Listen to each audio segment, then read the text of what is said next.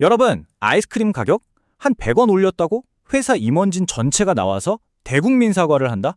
이거 믿어지세요? 이게 실제로 일어난 나라가 있습니다. 바로 일본인데요. 오늘 이 믿기 힘든 이야기로 시작해서 일본이 지금 벌이고 있는 거대한 경제 도박에 대해 한번 파헤쳐 보겠습니다. 자, 때는 2016년입니다. 일본에서 한 아이스크림 때문에 나라가 발칵 뒤집히는 일이 있었어요. 어떤 회사가 무려 25년 만에 처음으로 아이스크림 가격을 10엔, 그러니까 우리 돈으로 하면 100원도 안 되는 돈을 올린 거예요. 그랬더니 글쎄 회사 임원들이 전부 다 나와서 TV 카메라 앞에서 고개를 숙이면서 사과를 하는 겁니다. 아니 100원 올렸다고 사과까지 하나?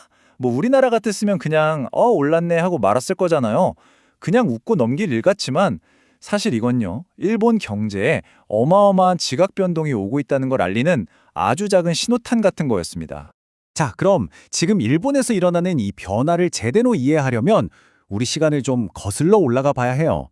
도대체 왜, 어쩌다가 일본은 지난 30년 동안 물가가 전혀 오르지 않는 이른바 인플레이션 없는 나라가 된 걸까요?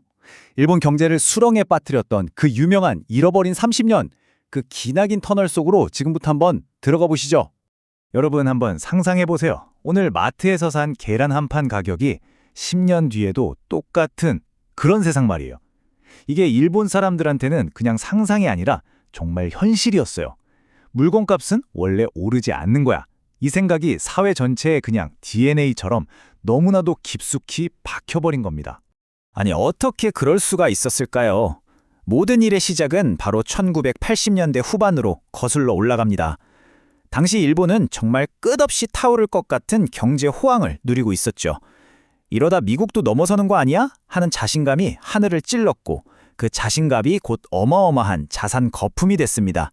그리고 아시다시피 그 거품은 정말 한순간에 뻥 하고 터져버렸죠. 바로 이 거품 붕괴가 디플레이션이라는 아주 무서운 악령을 일본 경제에 불러온 겁니다. 디플레이션이 뭐냐면 물가가 오르는 게 아니라 거꾸로 계속 떨어지는 거예요. 그럼 어떻게 될까요? 사람들은 내일이면 더 싸지겠네? 하고 지갑을 닫아버리죠. 소비가 줄어드니까 기업은 투자를 안 하고 이런 악순환이 시작된 겁니다. 근데 엎친 데 덮친 격으로 나랏빚은 눈덩이처럼 불어나고 사회는 빠르게 늙어가면서 일본 경제는 그야말로 수십 년 동안 헤어나올 수 없는 깊은 늪에 빠져버리고 말았습니다. 그래서 일본 정부랑 중앙은행이 이 디플레이션이라는 괴물이랑 싸우려고 정말 별의별 수단을 다 썼습니다. 뭐 거의 헬리콥터에서 돈을 뿌리는 수준으로 시장에 돈을 쏟아부었죠. 그런데 이상하게도 아무리 돈을 풀어도 사람들 월급은 제자리 걸음이었고 가게에 붙은 가격표들은 마치 시간이 멈춘 것처럼 꽁꽁 얼어붙어 있었어요. 자, 그렇게 수십 년 동안 무얼 해도 깨지지 않던 이 단단한 얼음장. 이걸 마침내 깨뜨린 건 대체 뭐였을까요? 놀랍게도 그 해답은 일본안이 아니라 완전히 바깥 세상에서 왔습니다. 바로 전 세계를 강타한 두 개의 거대한 충격파, 코로나 팬데믹과 우크라이나 전쟁이었죠. 참 아이러니하지 않나요? 이 두 가지 거대한 재앙이 일본 경제가 그 수십 년 동안 애를 써도 못했던 일을 단번에 해치워버린 겁니다. 특히 일본은 아시다시피 에너지 거의 전부를 수입에 의존하는 나라잖아요. 그러니까 국제 유가나 원자재 가격이 폭등한 게 정말 치명타였던 거죠. 여기에 엔화 가치까지 뚝뚝 떨어지니까 이건 뭐 말 그대로 비싼 인플레이션을 그냥 나라 밖에서 통째로 수입해오는 꼴이 되어버린 겁니다.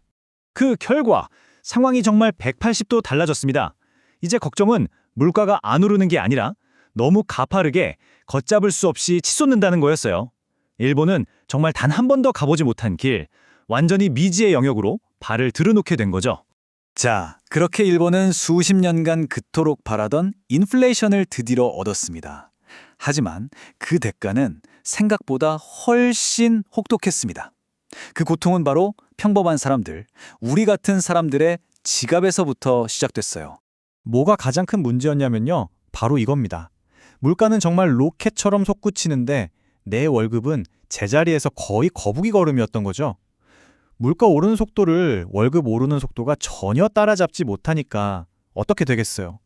결국 내 주머니에 들어오는 돈의 실제 가치, 즉 실질 임금은 오히려 줄어들기 시작한 겁니다.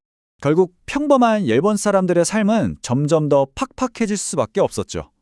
매달 꼬박꼬박 받는 월급의 가치는 계속 떨어지는데 장바구니 물가부터 전기세, 가스비까지 안 오르는 게 없으니까요. 이건 뭐 버는 속도보다 돈 나가는 속도가 더 빨라지는 그런 악순환에 제대로 빠져버린 거죠. 이런 압박은 단순히 개인이나 가정에서 끝나지 않았습니다. 일본 경제의 허리, 그 실핏줄이라고 할 수 있는 중소기업들한테까지 그대로 번져나갔어요. 사장님들 입장에선 직원들 힘든 거 아니까 월급 올려주고 싶죠? 근데 그랬다간 당장 회사 운영이 어려워져요. 그렇다고 월급을 안 올려주자니 일할 사람을 구할 수가 없는 겁니다. 그야말로 이러지도 저러지도 못하는 진퇴양난의 상황에 빠진 거죠. 자, 이렇게 서민 경제가 흔들리니까 정부 정책을 결정하는 사람들도 정말 거대한 딜레마에 빠졌습니다. 특히 이 숫자를 보시면 문제가 얼마나 심각한지 아실 수 있을 거예요. 일본의 국가 부채, 그러니까 나라 빚이요. GDP의 200%를 훌쩍 넘습니다. 이건 뭐 전 세계 선진국 중에서 압도적으로 1등이에요. 한마디로 나라 전체가 빚더미 위에 앉아 있는 거나 마찬가지입니다. 그러니까 정책을 펴는 사람들이 완전히 덫에 걸린 셈이에요. 한번 보세요. 당장 국민들 힘드니까 보조금을 막 풀어줘요. 그럼 어떻게 되죠? 이미 산더미 같은 나라 빚이 더 늘어납니다. 그럼 반대로 치솟는 물가를 잡으려고 기준금리를 올려요. 그러면 그 천문학적인 빚에 대한 이자 부담이 눈덩이처럼 불어넣어서 자칫하면 나라 살림이 거덜날 수도 있는 거예요. 정말 이쪽으로 가도 절벽, 저쪽으로 가도 절벽인 최악의 상황인 거죠. 결국 이 깊은 딜레마 속에서 일본의 중앙은행이 결단을 내립니다. 칼을 빼든 거죠. 지난 수십 년간 계속해왔던 제로금리라는 인류 역사상 유례 없는 거대한 통화 실험에 마침표를 찍고 드디어 금리를 올린 겁니다. 이건 정말 역사적인 사건이고요. 일본 경제가 완전히 새로운 시대로 들어섰다는 걸 알리는 아주 중요한 신호탄이었습니다. 자, 그렇다면 이 모든 격동의 변화는 과연 일본을 어떤 미래로 이끌게 될까요? 이제 마지막으로 일본이라는 나라 앞에 놓인 이 거대한 질문을 함께 들여다보겠습니다. 가장 먼저 그리고 가장 크게 바뀌고 있는 건 바로 사람들 생각입니다. 평생 동안 물가가 오르는 걸 경험해보지 못했던 세대가 이제 처음으로 가만히 있으면 내 돈의 가치가 떨어지는구나 라는 걸 피부로 느끼기 시작한 거예요. 은행에 돈을 그냥 넣어두는 게 능사가 아니구나 이런 생각이 퍼지면서 그 돈이 저축에서 주식시장으로 울러들어갔고 그 결과 니케이 지수가 사상 최고치를 찍는 현상까지 나타났습니다. 결국 지금 일본은 정말 중요한 선택의 갈림길에 서 있는 겁니다. 지난 30년간의 안정적이었지만 동시에 정체됐던 과거와 작별하고 다시 역동적으로 성장하는 미래로 나아갈 것이냐. 하지만 그 미래라는 길끝에는 과거에는 크게 걱정하지 않았던 불평등이라는 짙은 그림자가 드리워져 있을지도 모릅니다. 과연 일본은 이 길고 길었던 디플레이션의 늪에서 완전히 빠져나와서 과거의 활기를 되찾을 수 있을까요?